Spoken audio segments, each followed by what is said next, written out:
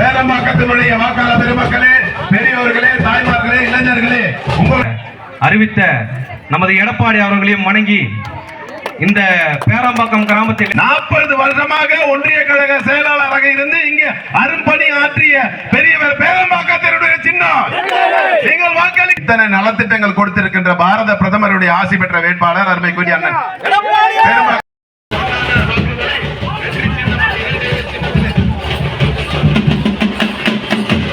இறைவன் ஆட்சீஸ்வரருடைய பரிபூர்ணமான அருள் இரட்டை இலைக்கு வழங்கணும் அப்படின்றதை வேண்டி பிரார்த்திக்கிறேன். சதமானம் பவதி சதாயுர்புருஷ சதேந்திரக.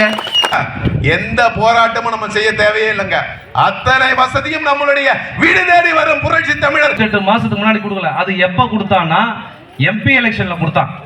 எம்பி எலெக்ஷன் வரப்போதுன்னு அந்த 28 மாசத்துக்கு அப்புறம் நம்மளுக்கு உங்க எல்லாருக்கும் கொடுக்குற தகுதியா தாண்டி அந்த மாவட்டத்தில் இருக்கின்ற ஒரு வேட்பாளருக்கு வந்து இங்க நிறுத்திக்கிறாங்க.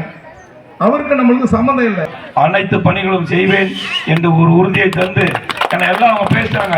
எடப்பாடி திட்டங்கள் பற்றி 10,000 ரூபாய் பற்றி பேசிட்டாங்க. நானும் இன்னும் பேசினா வெயில் ஆகிப்போச்சு.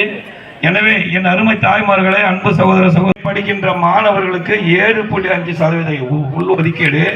அது மட்டும் இல்லாமல் அதுக்கு உண்டான பீஸும் அவர் தான் கட்டுறார், அரசாங்கமே கட்டுது. இது போன்ற பல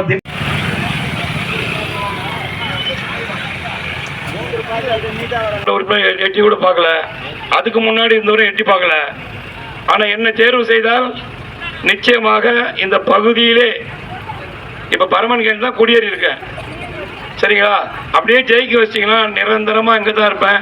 எப்போ வேணாலும் பார்க்கலாம், எப்போ வேணாலும் என்னை சந்திக்கலாம், நான் உங்களை சந்திப்பேன். எனவே அடுத்த 10வது நாள் சம்பளம், நீங்க 10 மாசம் ஆனாலும் சம்பளம் கிடையாது. நான் இப்பவும் சொல்றேன், லேடிஸ் எல்லாரும் இங்க திமுக ஓட்டு போட இன்னும் நடைபெற இருக்கின்ற இந்த சட்டமன்ற தேர்தலில் இரட்டை இலட்சணத்தில் வாக்களித்து என்னை பெருவாரியான வாக்கு வித்தியாசத்தில் வெற்றி பெற செய்யுமாறு உங்கள் பாதம் பணிந்து